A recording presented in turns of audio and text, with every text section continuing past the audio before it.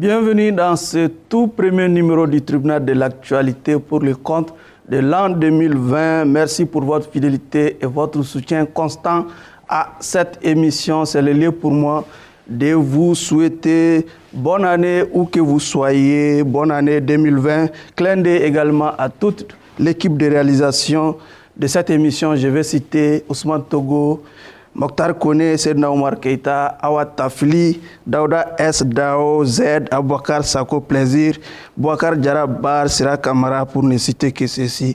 En tout cas, merci pour votre fidélité au poste. Et c'est parti pour, en tout cas, ce premier numéro du tribunal de l'actualité comptant pour 2020. Ce soir, il sera question de la polémique qui enfle entre Karim Keita et certains internautes autour de la location ou l'affrètement d'un avion des FAMA.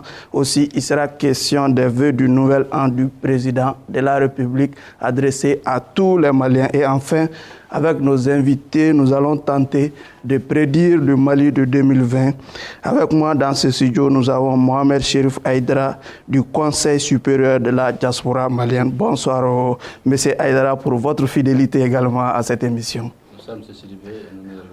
À côté de lui, Amidou Doumbia du parti Élément, un habitué également de ce plateau. Bonsoir, M. Doumbia. Bonsoir, Barou, et merci à tous nos téléspectateurs. Mes meilleurs vœux.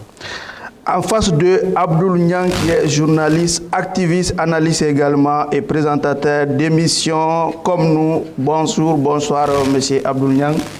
Et bonjour à tous les téléspectateurs et auditeurs et bonne heureuse année 2020. Ok. Et enfin, docteur Aboubakar Sidiki Diakité, qui est universitaire et qui fait sa première apparition autour de ces plateaux. Bonsoir, docteur Diakité. Bonsoir. En tout cas, merci et bienvenue à ce numéro du tribunal de l'actualité. Monsieur Aïdara, je voudrais commencer par vous. Nous venons de boucler l'année 2019. Quels sont déjà vos souvenirs avant d'entamer la nouvelle année? Alors, d'abord, mes meilleurs vœux à la diaspora particulièrement et à celle de toute la population malienne. Même si c'est les Maliens de l'intérieur qui vous donnent la parole aujourd'hui. Oui, bien sûr. Donc, je voudrais dire que l'année 2019 plutôt a été une année pleine d'espoir. Elle s'est terminée aussi avec une note d'espoir. Nous avons eu à être confrontés à un certain nombre d'incertitudes. Nous sommes arrivés à les surmonter et se retrouver pour dialoguer, pour parler du Mali. Okay. Et ce qui a été dit pour nous est une note d'espoir pour 2020. Ok, d'accord. Abdoul Niang, par rapport à l'année qui s'écoule? Je crois que c'est plutôt l'annus horribilis, une année du latin, quoi. Particulièrement très difficile pour la vie de la nation. Parce que c'est l'année qui a vu le prolongement de la crise post-électorale et avec des marches intempestives et également l'ébullition du Front social qui a paralysé plusieurs secteurs, qui a porté un coup dur à l'économie nationale et qui a vraiment fait souffrir les Maliens. Également, c'est une année meurtrière pour le Mali. On a les souvenirs de Koulogo, les souvenirs de Sobanda, les souvenirs de Boulkessi, et qui ont été des tragédies pour nos forces armées de sécurité et même pour les populations civiles et les partenaires étrangers engagés dans la lutte contre le terrorisme. Mais le tableau n'est pas que noir. Il y a eu également beaucoup de résilience, beaucoup d'efforts de la part des Maliens, de la part du gouvernement malien pour redresser la situation. La situation au centre qui se calme de plus en plus, l'accord politique de gouvernance qui a pu ramener, apaiser le climat politique et social un peu, et qui a d'ailleurs favorisé la tenue du dialogue national inclusif et qui se ferme sur des perspectives heureuses et que l'on souhaite concrètes. Ok. Docteur Diakité, vos souvenirs de 2019? Je pense que 2019 a été une année dans laquelle on peut consolider certains acquis et puis dénoncer certaines dérives. Donc les dérives sont déjà connues, les acquis, on peut en parler. Il faut parler de la lutte contre la corruption et la délinquance financière. Je pense que s'il y a quelque chose de meilleur dans l'année 2019, ça doit être ces coups durs pour la justice manière. Amadou Doumbia, toujours la même question par rapport à 2019. 2019, j'aborde dans le même sens que M. Niang. Ça a été une année très difficile pour le pays, pour le Mali, puisque nous avons connu beaucoup de difficultés d'ordre sécuritaire. Nous avons fait face à beaucoup de décès de militaires, de civils, Sobanda, Ndeliman ou toute autre localité on a eu vraiment des pertes en vies humaines. Il y a eu des difficultés dans ce sens. Il y a eu des difficultés par rapport à notre économie parce que les Maliens ont toujours du mal à joindre les deux bouts. Et je pense que nous avons vraiment connu des difficultés. Mais ces difficultés, je pense que ces difficultés ne sont pas difficiles. On peut aujourd'hui travailler pour qu'on puisse faire face à ces difficultés. Je pense qu'on a terminé l'année 2019 avec le dialogue national qui a abouti à des conclusions et à des recommandations qui, si elles sont appliquées, peuvent contribuer à avoir une année 2020 beaucoup plus en paix et beaucoup plus confortable que 2019. Ok. Pour la transition tout trouvée, ce début d'année a été quand même marqué par ces débats autour de la question de l'allocation ou de l'affrètement d'un avion militaire. M. Haïdara, par rapport à ces débats, est-ce que c'est un débat utile? Bon, c'est vraiment bien dit. Est-ce que c'est un débat utile? Moi, je ne trouve pas ça un débat, d'ailleurs, même qu'il soit utile. À quoi de plus normal que les militaires soient très proches de la population?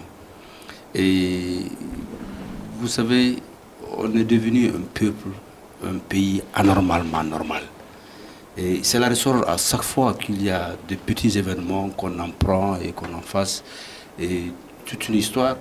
L'avion militaire, la Guinée fait la même chose, le Niger les transporte. Un pays qui n'a pas une compagnie aérienne, bien que moi j'aurais voulu que Air Burkina, que nous avons négocié pour desservir CAI, que soit utilisé pour aller à CAI.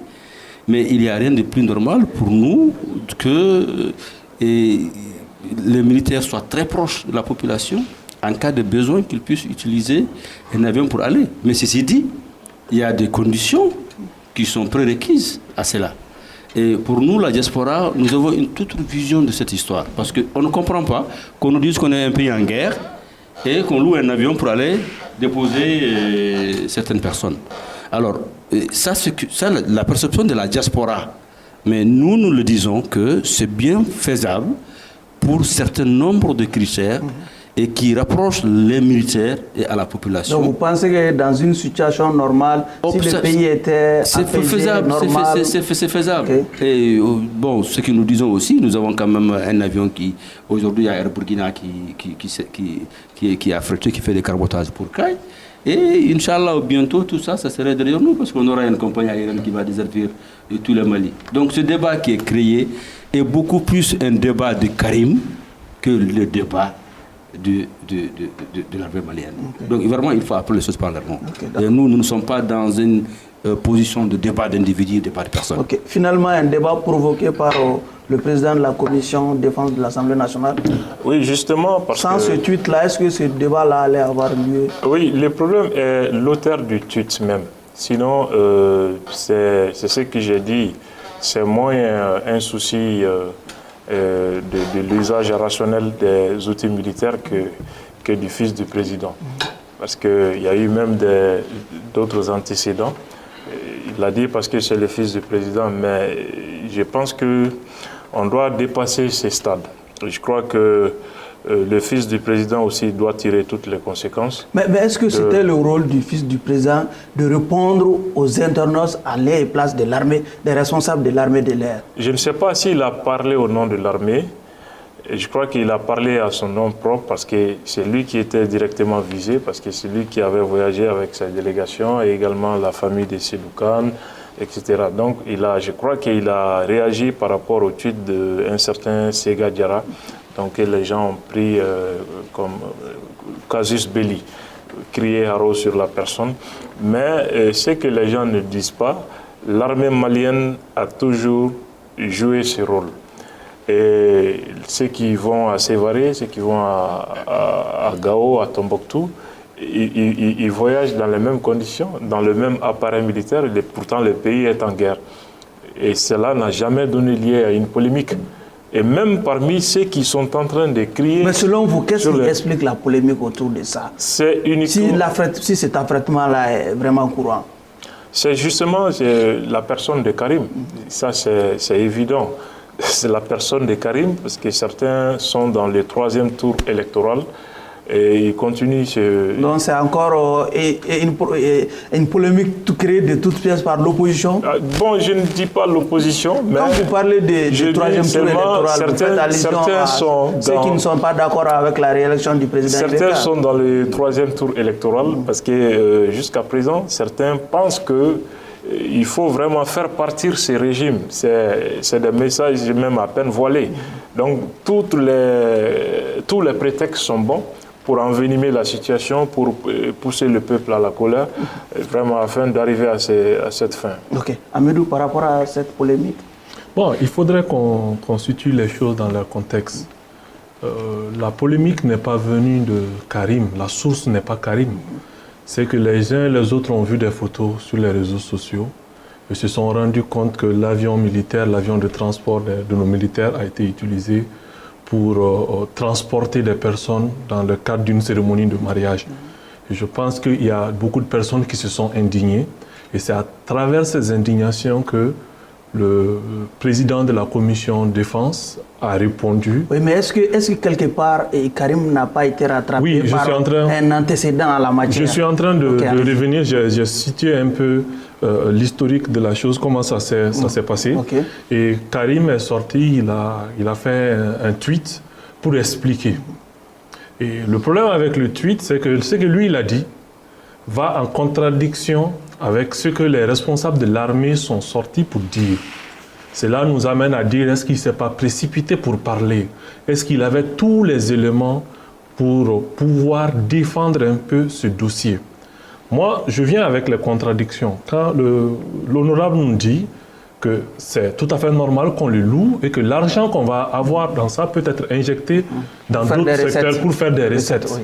Mais au même moment, les responsables de l'armée sont sortis pour dire que non, ils n'ont pas loué, ils ont affrété et qu'en réalité, il n'y a pas d'argent qu'on a cherché pour cela et qu'on nous parle par rapport à des sommes d'argent qu'on récupère. Dans la pratique, ce n'est pas ça. Oui. Donc là, sur ce point, il y a une contradiction majeure. Maintenant, qu'est-ce qui fait que les gens s'indignent? Le président de la République a dit que nous sommes quand même en guerre. Nous sommes en guerre. Dans le communiqué des services militaires, ils disent que non, d'habitude on l'utilise. Et que là, même l'équipe nationale du Mali l'avait utilisé pour aller faire un match. Mais l'équipe nationale du Mali va pour représenter le Mali. Mais dans ce cas bien précis, c'est pour une cérémonie de mariage.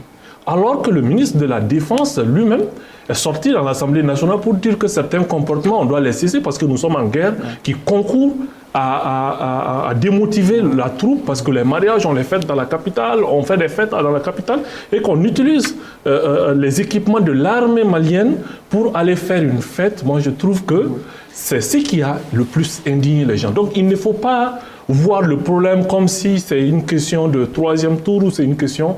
Au lieu de s'attaquer, il faut s'attaquer surtout à la source du problème qui a été cette utilisation-là. Donc, ce qui est aujourd'hui important, le président de la République a dit que nous sommes en guerre. Il faut que les comportements de nos responsables amènent les uns et les autres et soient de nature à restaurer la confiance. Nous sommes dans un pays où, à la moindre des choses, vraiment, ça attise le feu, donc c'est à eux de voir et de revoir un peu leur façon de faire, selon moi. Ok. Et, docteur Diakité, en tant qu'université, quel est votre regard par rapport à toute cette, en tout cas, polémique autour de cette location ou affrètement?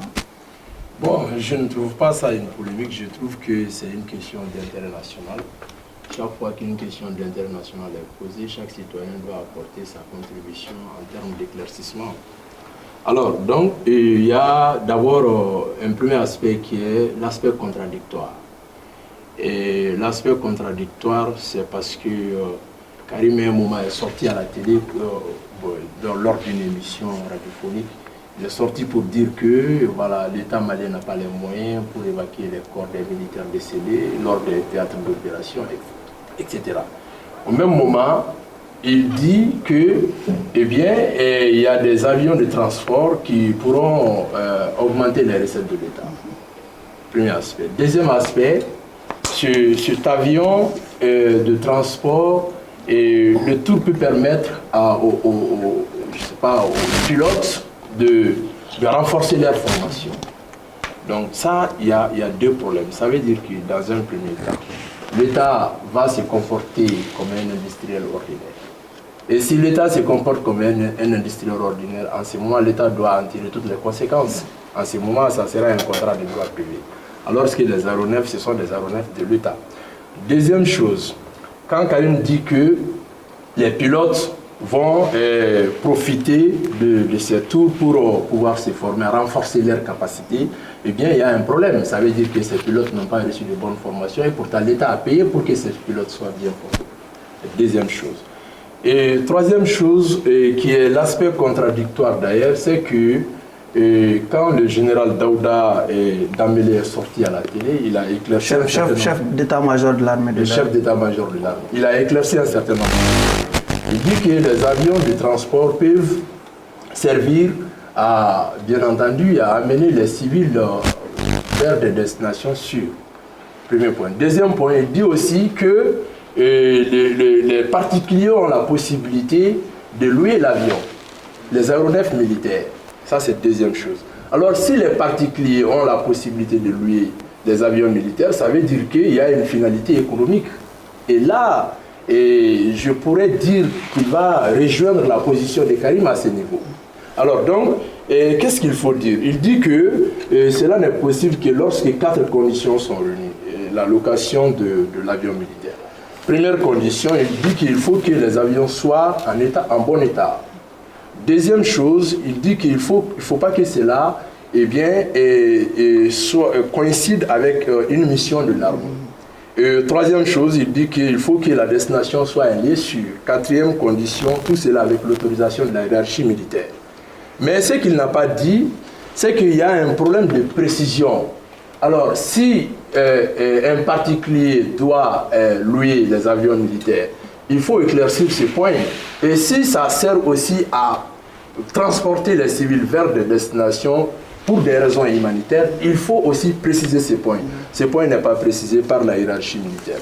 Deuxième chose, la question de responsabilité.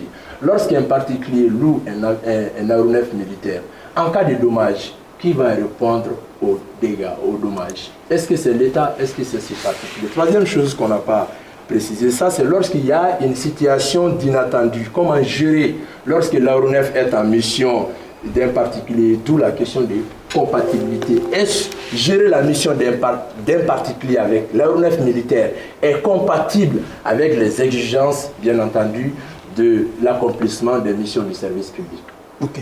Mais Abdoul Niang, on a quand même senti noté après tous ces débats que le président de la commission de défense de l'Assemblée nationale quand même s'est fait à la limite corriger par l'armée de l'air. Quand lui parle de location, l'armée de l'air parle d'affrètement, c'est-à-dire en tout cas un contrat qui n'est pas de nature à provoquer des recettes pour l'armée de l'air. Je crois qu'il n'y a pas de contradiction, sauf pour ceux qui ne connaissent pas la sémantique. Ce que certains appellent location, ça c'est un terme général. Mais au niveau de l'armée, il y a des termes spécialisés. C'est là où on parle en français de polysémie. Oui, mais sur ce plan, Karim, dans le tweet de Karim, il annonce clairement qu'il s'agissait de faire des recettes. Alors que pour l'armée de l'air, il dit que non, l'objectif n'est nullement de faire des recettes. Donc, là, c'est eux, certainement, c'est l'armée de l'air qui a ce problème de sémantique, certainement. Je n'ai pas entendu qu'il ait dit des recettes. Il n'a pas dit les recettes. Sauf que les gens ont la facilité de transformer tout. Il a dit de faire des entrées. Ces entrées, c'est la même chose. Ce que lui, il appelle entrée, l'armée de l'air l'appelle la prise en charge des frais. Il ne s'agit pas de bénéfices. C'est ce qu'il faut voir. Il y a le sens d'un mot ou d'une expression. Il y a aussi la signification du mot ou de l'expression. On est dans le domaine de la sémantique. Mais les gens font fi de tout ça à cause de la manipulation pour créer des problèmes là où il n'y en a pas. Mais ce n'était pas plus facile pour l'armée de l'air d'utiliser l'expression utilisée par Karim, location tout simplement, s'il n'y avait pas ce problème de sémantique. Il y a plusieurs exemples ici. Le juriste, il est à la table. Nous pouvons appeler certaines choses par un terme généralement compris, mais ils ont des termes spécialisés pour ça. Et ça existe partout et dans tous les domaines. Je n'ai jamais entendu que ça a été un problème, mais il s'agit du fils du président, je veux préciser certaines choses, certaines contre-vérités que Karim a dit sur une radio de la place, qu'on n'a pas de moyens pour évacuer les corps et que maintenant on a vraiment de l'avion pour des festivités. Je crois que c'est pas ce qu'il a dit aussi. Il dit quand le chiffre atteint, le nombre de corps atteint un certain niveau, l'évacuation devient un problème. Et puis les gens font fi aussi de certaines choses. Personne ne veut voir les corps de ses parents calcinés, détruits. C'est des gens qui sont au front. Ils ne meurent pas comme les gens meurent naturellement sur un lit ou à l'hôpital. Il y a ces cas qu'on ne peut pas du tout le dire. Il y a des cas où la famille ne peut pas du tout voir. Ça provoque un choc, ça peut même provoquer autre problème, psychologiquement. Là, il y a tout ça qu'il faut prendre en compte. Et là également, ces problèmes, c'est la manipulation. Et ce que moi je suis en train de dire, la famille Nyang a affrété le même avion. Ça n'a pas soulevé un tel débat. Je connais des gens pour des festivités à Gao, à Tombouctou, qui ont affrété le même avion. Je connais des particuliers qui ne sont même pas responsables, qui envoient leur carte d'identité, qui payent pour voyager avec l'armée. Mais pourquoi c'est la famille Khan ou bien le fils du président de la République, c'est un scandale. C'est là où il faut voir que ce scandale n'est autre chose. On peut bien nier, hein. Sinon, volens, nolens, c'est une question personnelle destinée, parce que c'est le fils du président qui a parlé. Donc c'est une occasion de continuer le combat politique qui est en souffrance d'argument. Je crois que Karim n'a pas parlé en tant que fils du président, mais en tant que président de la commission défense de l'Assemblée nationale. Il n'a pas parlé en tant qu'il est le président de la commission défense de l'Assemblée nationale, mais il n'a pas parlé en tant que président de cette commission. Donc voilà. Vous essayez de dissocier. Ok, M. Haïdara. Moi, je pense que tout l'intérêt de ce débat, si Karim parlait en tant que président de commission de défense, s'il parlait en tant que fils de président, je ne vois pas le débat, honnêtement. Le débat, il est utile, peut-être même nécessaire. Non, c'est le fils, c'est le président de commission de défense qui avait affrété l'avion militaire pour passer le réveillon à Caille avec les militaires. On ne peut pas se réunir et être ici à un débat. N'est pas Écoute, il faut préciser. Pour parler, la commission, je dois préciser quelque chose. Dans une commission, si la commission doit communiquer, mais il y a des manières pour le faire. Si CSDM doit se prononcer, ce n'est pas la personne de Haïdara seulement. Oui, bien sûr. Il y a une manière, c'est des manières concertées. Il a fait un tweet. Il a fait un tweet. S'il vous plaît, vous allez laisser Haïdara terminer. La forme de communication actuelle, et merci à Donald Trump d'utiliser, chacun peut réagir sur son Twitter ou son téléphone pour communiquer sans passer par le service connu habituellement de cellules de communication des institutions des entreprises. Donc il a communiqué, il a répondu à un tweet. Mais tout l'intérêt que nous avons, nous, c'est que c'est le président de la commission de défense qui a tweeté. Ce n'est pas Karim, et si aussi c'est Karim en tant que fils de président, il a le droit de louer l'avion. Moi, je me prononce par rapport à Seydou Khan.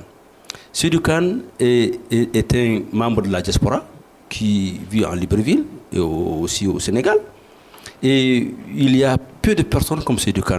Nous, la diaspora, nous sommes extrêmement fiers de Seydou Khan et on n'en a pas deux comme Seydou Khan dans le cadre philanthropique. Et tout à fait normal que Seydou Khan loue un avion pour le mariage de son fils. C'est un membre de la diaspora. On aurait loué même 4 avions pour aller.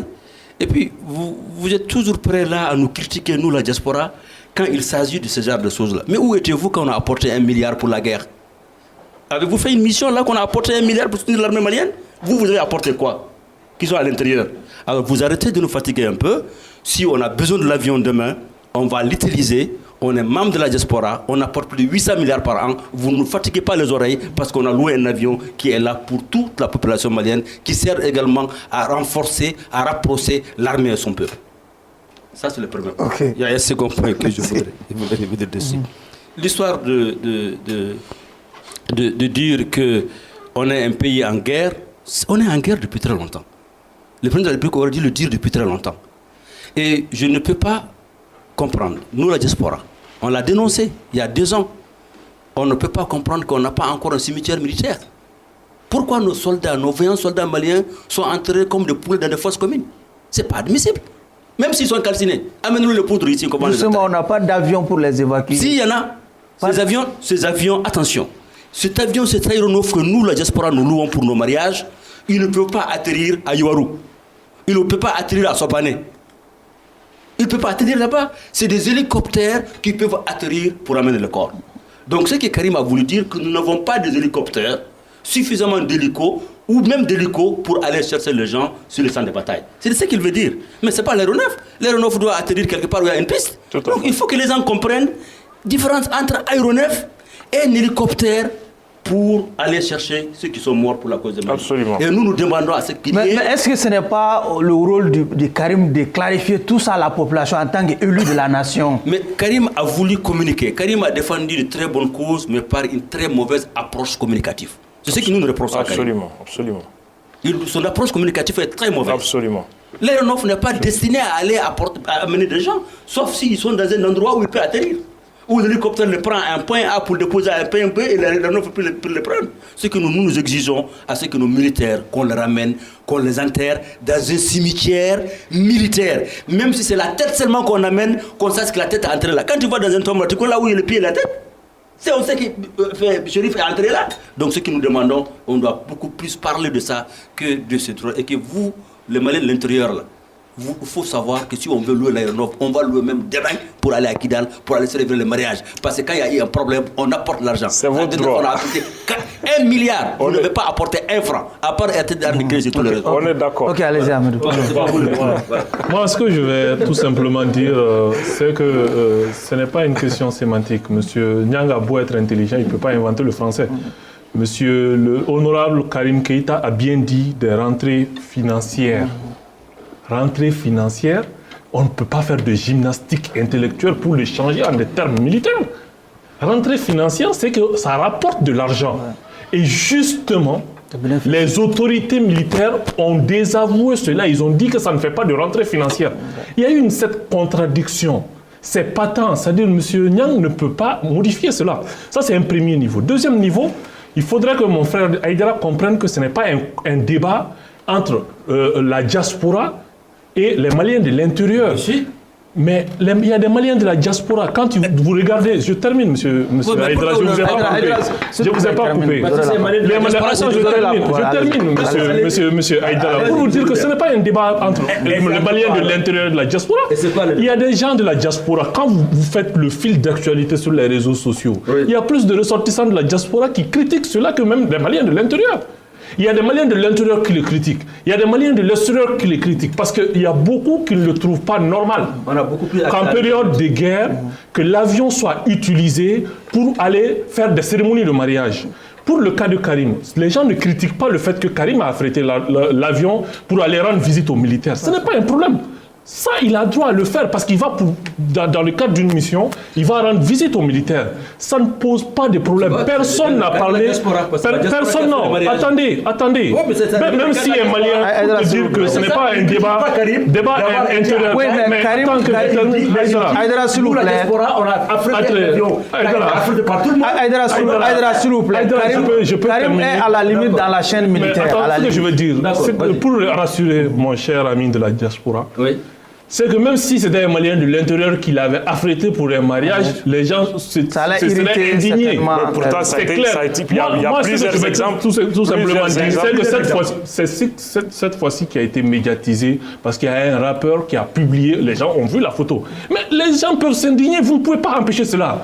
Et vous ne pouvez pas dire que c'est un combat contre la personne de Karim Keïta. Moi, je ne connais pas Karim Keïta, je n'ai rien contre lui. Mais je suis contre un système. Et ce système, c'est d'utiliser des équipements militaires pour des fins privées et pour des cérémonies de mariage à un moment donné où on n'en a pas besoin. C'est ça le problème. Sinon, Karim s'est déplacé, il a rendu visite aux militaires. Personne ne s'est indigné pour cela. Il l'a utilisé plusieurs fois. Personne ne s'est indigné quand on a utilisé pour amener l'équipe nationale faire son match de football. Personne ne s'est indigné parce que ça ne pose pas de problème. Mais cette fois-ci, accepter que les Maliens qui souffrent, qui voient toujours leurs frères tués sur le terrain, s'indignent. Il faut l'accepter, il faut l'accepter. Ce n'est pas un combat personnel. Mais les gens ont vu quelque chose qui ne leur plaît pas. Ils peuvent le dire.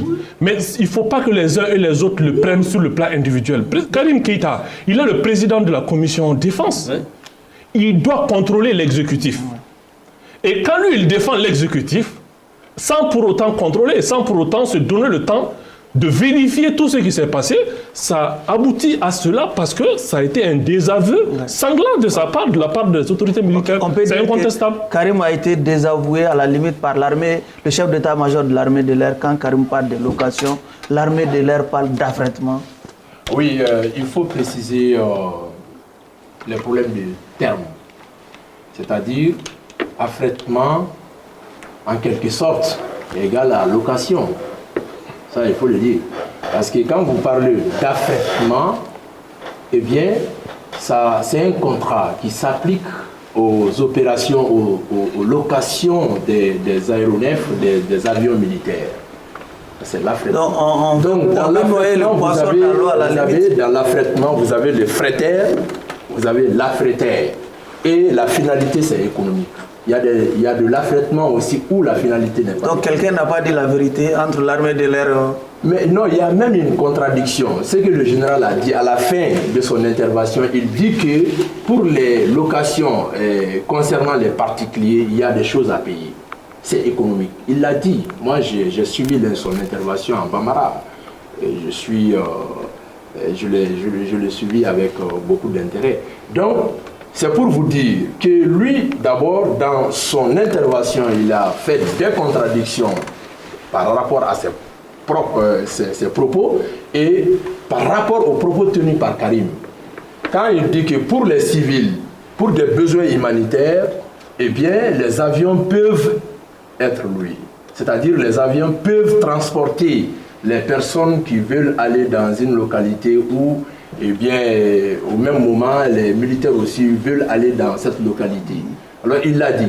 Deuxième chose, il dit que mais pour des particuliers, il a précisé, pour les particuliers, eh bien, il faut, bien entendu, ce qu'on appelle des frais économiques. Oui, il a parlé des conditions. Mais qu'est-ce que je voudrais dire pour clore mon intervention sur cette première thématique, c'est qu'il y a une loi. La loi du 10 octobre 1999, créant l'armée de l'air, dit clairement que le but des avions militaires, c'est de préserver l'intégrité de l'espace aérien et de participer, bien entendu, à la recherche et au sauvetage des aéronefs en détresse. Voilà ce que la loi dit. Et cette loi a été, bien entendu, redynamisée par un projet de loi de 2019, un projet de loi du Conseil des ministres de 2019, qui dit que, eh bien, les avions militaires seront opérationnels compte tenu des défis sécuritaires et de la gestion des ressources humaines.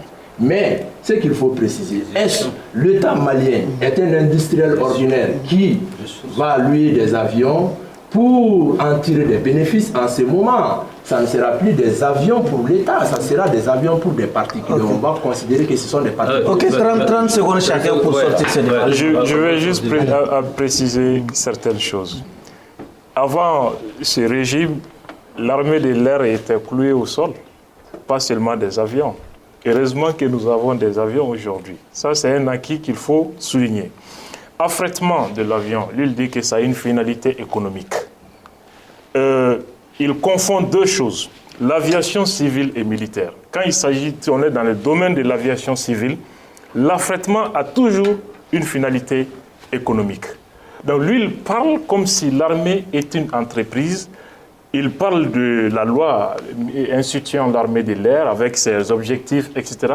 Mais ce qu'il oublie, ça, c'est le rôle social de l'armée, qui fait que l'armée participe même parfois qui joue le rôle de main-d'œuvre. Les soldats enseignent dans certaines zones. C'est ça qu'on appelle le rôle social de l'armée, à ne pas confondre. Et l'armée fait des cérémonies de mariage. Allez-y. Oui, bien sûr. Alors, 30 secondes. Je voulais simplement vous souligner qu'il y a une différence entre le président de la commission de défense et aussi la personne de Karim en tant que fils de président. C'est extrêmement important. La deuxième chose, nous avons apporté 1 milliard. Vous savez combien de millions Sénégal a donné? Plus de 300 millions pour l'armée malienne. Ça, je peux l'annoncer publiquement. Mais il en a fait encore plus de milliards qu'il a donné à l'armée. Absolument. Okay. Moi, personnellement, j'assurais la desserte électrique, plus de 37,5% de la ville de Bamako. On ne m'a pas payé pendant 2 ans et 6 mois.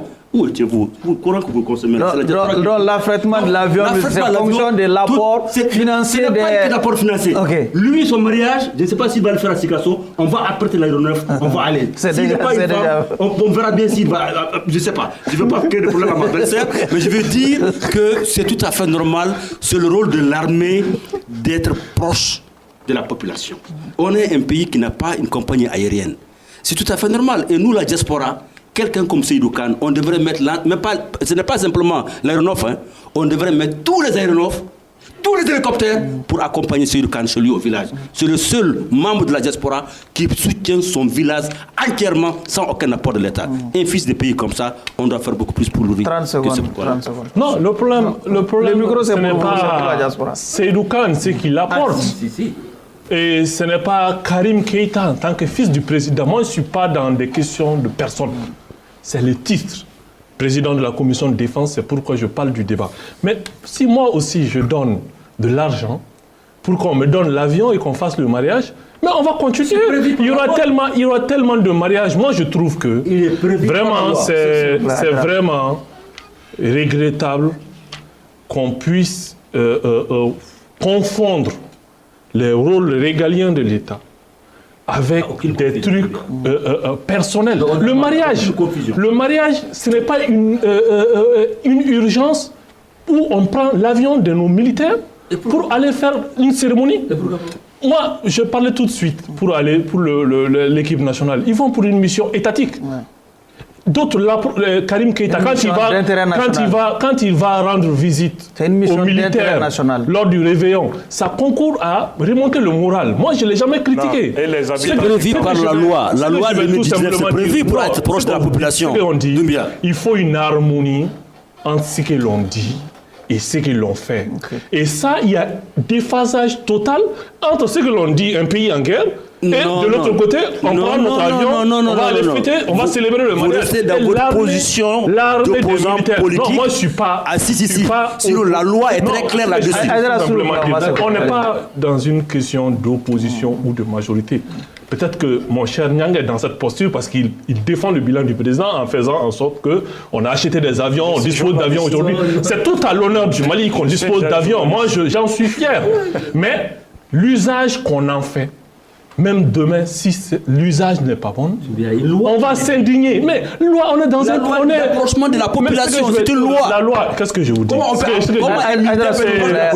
parler tout simplement dire. Donc, comme la loi le dit, demain, mon cher ami va le prendre pour son mariage à Kidal. Demain, moi, je le prends pour Taoudeni. Et au même moment, si l'armée malienne en a besoin, le problème va se poser. Parce que personne, dans un pays en guerre, attendez, dans un pays en guerre, dans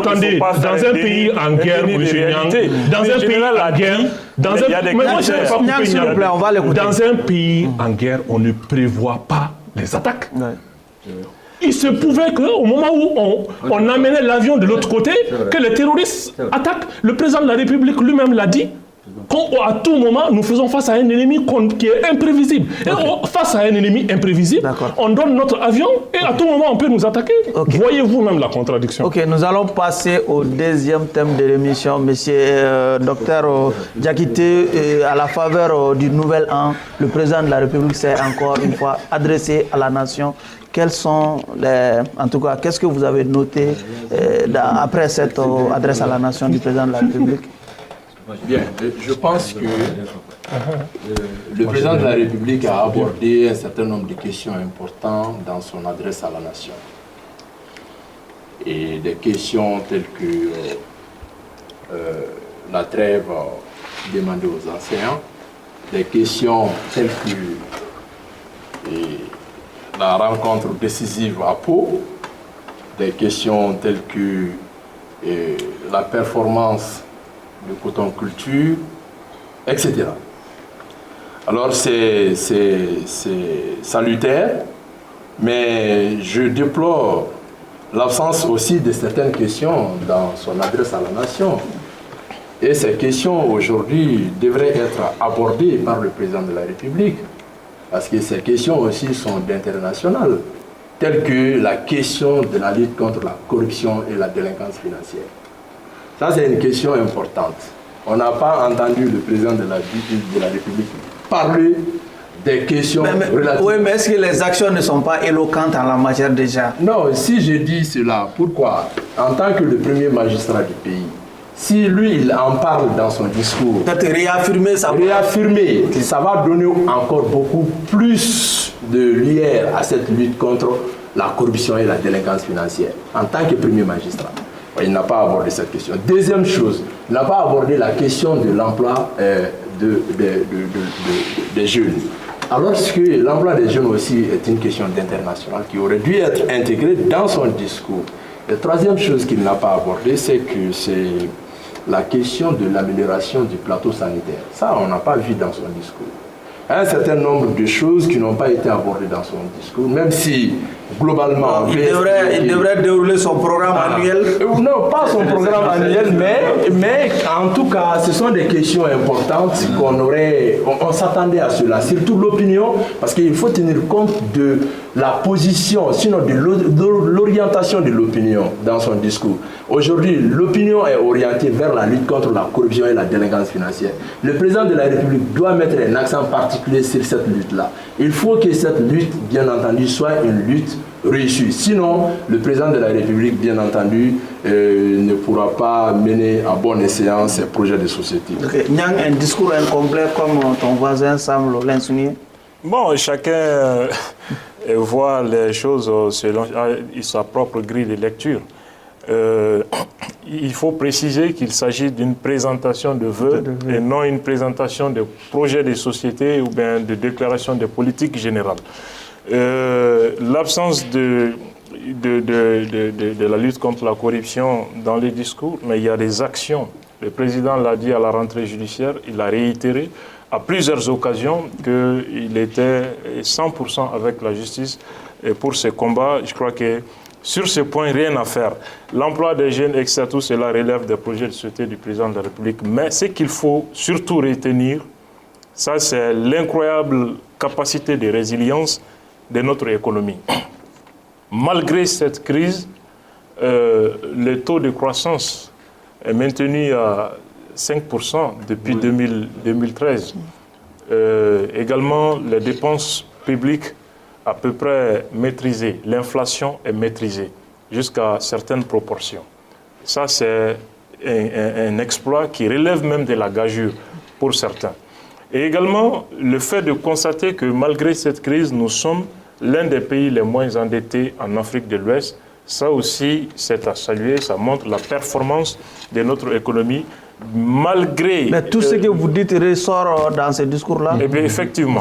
Bien qu'il y ait des défis en matière de dépenses, parce que la lutte contre la corruption, la corruption qui est une réalité, le combat est engagé, c'est en cours, avec ses défauts et ses avancées.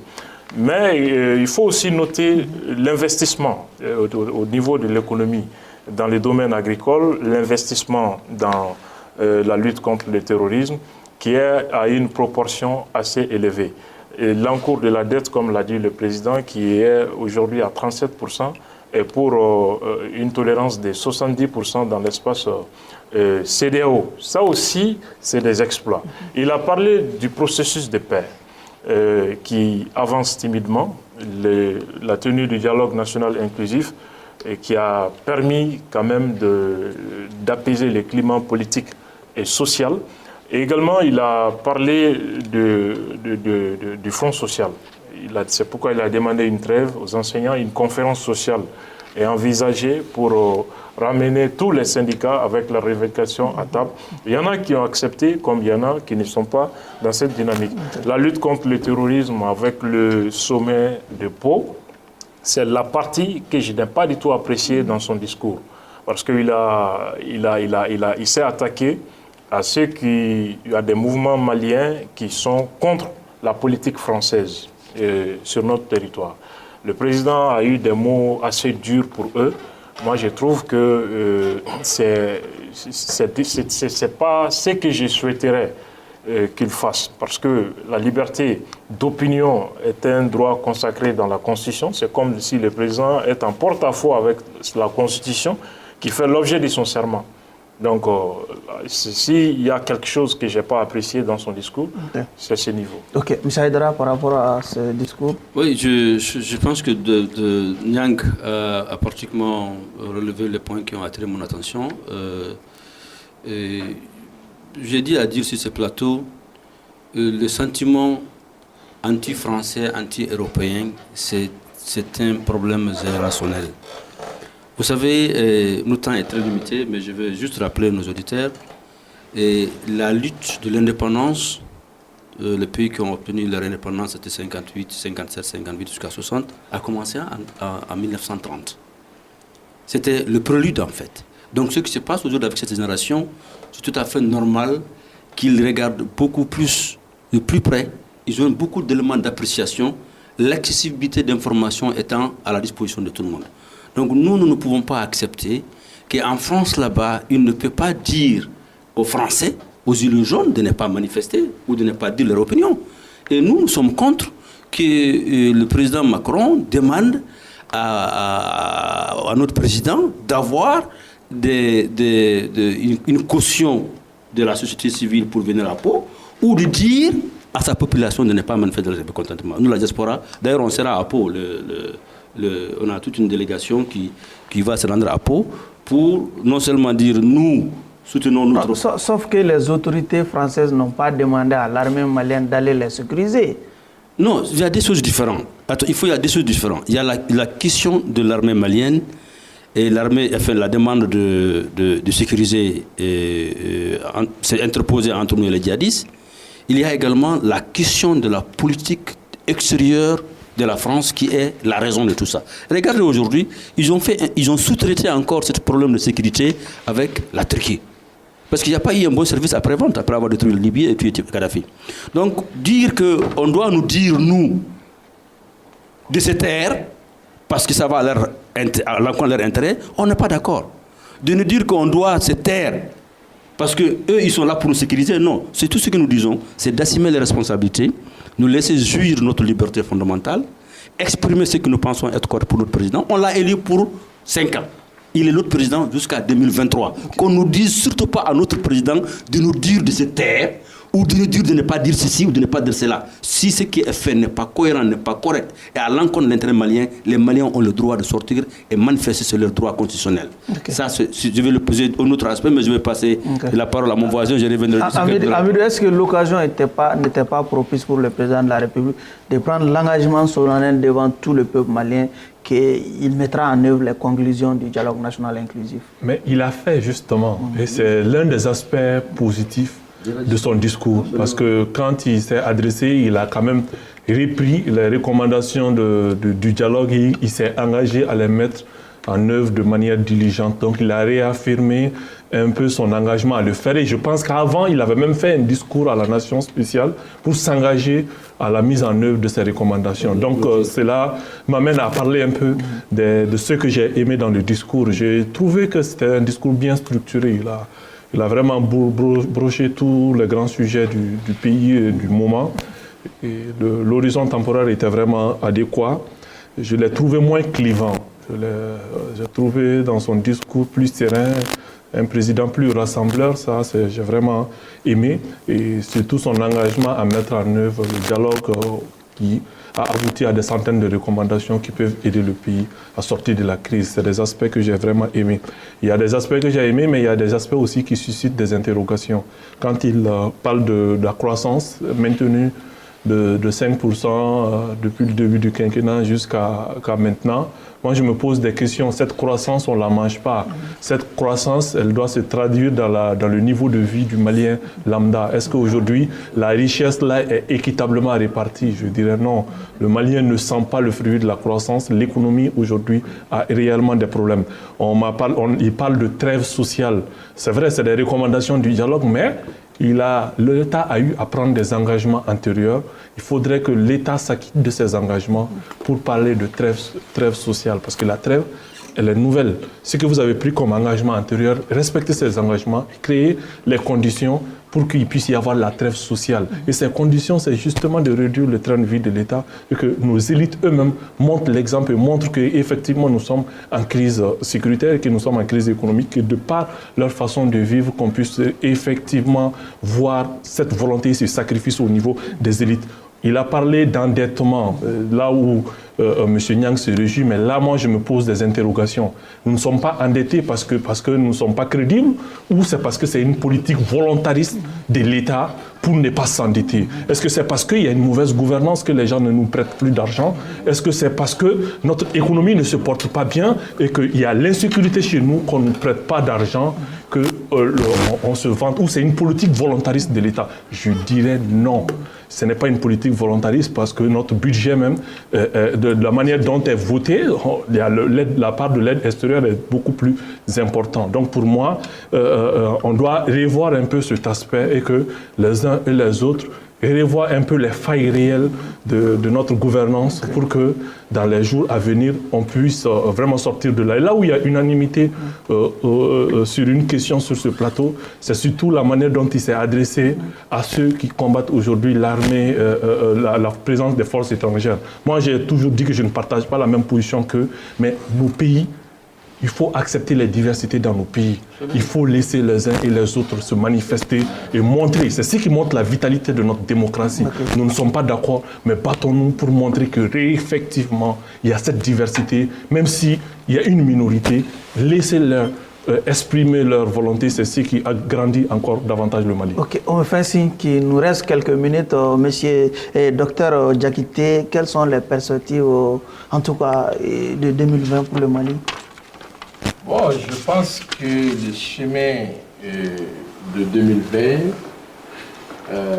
aurait dû être un chemin de réalisation des grands projets pour l'État. Parce que les défis sont nombreux. Il y a le défi sécuritaire, il y a les défis de gouvernance, il y a les défis d'éducation. Donc il faut revoir l'ensemble des pans entiers qui participe bien entendu au développement de l'État.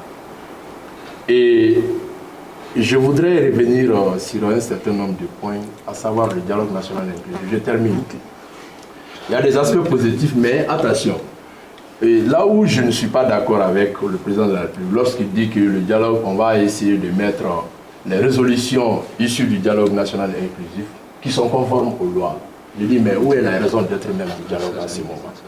Mais et pourtant, il y a des résolutions qui ne sont pas conformes aux lois. Et ces résolutions, qu'est-ce qu'on va en faire? Ces résolutions vont tomber à l'eau. Alors donc, il y a un point et on doit s'interroger sur cette question. C'est pourquoi j'avais demandé que c'était une occasion de prendre un engagement solennel. Moi, je pense qu'aujourd'hui, le dialogue national inclusif doit être une question métandis, servandis. C'est-à-dire, on prend ce qu'on peut prendre, on enlève ce qu'on peut enlever dans le dialogue et on laisse ce qu'on peut laisser. Donc, au fur et à mesure, on va mettre en œuvre. Est-ce que c'est pas ce que le président a essayé de dire finalement? Oui, mais pas conforme aux lois. Parce que si vous dites conforme aux lois, on revient à la case de départ. Parce que tout était déjà conforme aux lois. Donc, mais ceux qui ne sont pas conformes aux lois, comment on va les mettre en œuvre? Il y aura un problème. Par rapport, 30 secondes par rapport aux perspectives de 2020. Je crois qu'il s'agit plutôt des recommandations et non des résolutions. Même la révision constitutionnelle, ce n'est pas conforme aux lois. Attention, il y a les lois constitutionnelles. Les raisons qui amènent, qui motivent cette révision constitutionnelle violent les lois et même la Constitution. C'est pourquoi la question doit être révisée. Je parle de l'accord d'Alger, bien sûr. Et là, pour la perspective, je pense qu'il faut revoir la méthode de lutte contre le terrorisme. Parce que l'État semble comprendre que lutter contre le terrorisme, c'est pour chasser les terroristes dans les forêts, dans le Sahel. Ça, c'est des méthodes classiques des Français et des Américains qui ont montré leurs limites. La lutte contre le terrorisme a une nature holistique.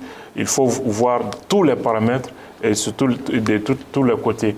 Je souhaite également que l'État soit vraiment rigoureux et franc avec ses partenaires étrangers pour la perspective et les mouvements armés, sur certains principes qui ne doivent pas faire l'objet de discussions qui sont l'unité nationale et l'intégrité de notre territoire. Je rassure mon ami Amidou que l'endettement n'est pas du tout lié au fait que les partenaires ne nous font pas confiance. Les rapports du FMI récemment en témoignent davantage. Les accords de ratification de prêts qui sont nombreux avec des coûts de milliards, ça montre que le Mali se porte bien. Le Mali a bonne presse en termes d'économie. Monsieur Aïdara, qu'est-ce que l'État doit faire pour que 2020 soit meilleur au Mali? Alors, moi, je voudrais remercier le président de la République parce que pour la première fois, nous avons entendu le deuxième mot qui est sorti de la bouche du président de la diaspora malienne dans son discours. On a été très touchés. Et nous attendons beaucoup de cette application de ces résolutions ou recommandations. C'est vrai que le professeur Diakité a dit selon la loi, mais nous sommes conscients et confiants que ce qui a été dit serait appliqué. Nous voulons avoir des députés. Et nous savons très bien que la circonscription actuelle, la diaspora n'y existe pas. Et on a également demandé de compter le nombre de Maliens, un recensement. Donc, si la législature doit se terminer au plus tard demain, on voudrait avoir au moins une quinzaine de députés par une loi organique. Et nous avons entendu hier à confirmer qu'ils convoqueront le collège électoral en février. Et si cela est confirmé, nous attendrons l'attention du président de la République. Nous voudrons avoir nos députés pendant cette législature. Et nous nous remercions d'avoir commencé son discours par la diaspora malienne en deuxième lieu. Ok. Par rapport aux perspectives? Moi, je trouve que l'année 2020, c'est l'année de tous les défis pour le Mali. Ça va être l'année des grandes réformes.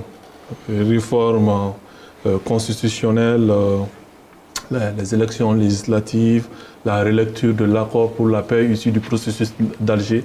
En un mot, nous avons en fin 2019 offert un outil de gestion au président de la République qui est la recommandation du dialogue national inclusif. Je pense qu'il ne doit pas essayer de trier dans ses recommandations.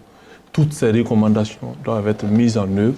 Il y a un calendrier qui a été mis en œuvre, court, moyen et long terme jusqu'en 2023, qu'il respecte un peu ce calendrier-là et qu'il mette en œuvre, attendez, ce que je vais tout simplement dire, il a déjà fait un discours à la nation pour dire clairement qu'il allait appliquer les recommandations. Donc moi, je pense qu'il doit mettre en œuvre toutes ces recommandations pour une année 2020 beaucoup plus paisible et beaucoup plus de prospérité. Donc je pense que c'est assez important. Le président a un outil que les Maliens lui ont offert. Je pense que c'est à lui de l'utiliser à bon escient. C'est sur ces vœux que prend fin ce premier numéro du tribunal de l'actualité comptant pour 2020 que prend fin en tout cas ce numéro. Mes invités étaient Mohamed Cherif Aïdara, président du Conseil supérieur de la diaspora malienne, Amidou Doumbouya du parti Élément, Dr Aboubakar Sidiki Diakité qui est universitaire et Abdoul Niang, journaliste analyste. Merci à vous de nous avoir suivis et au prochain numéro.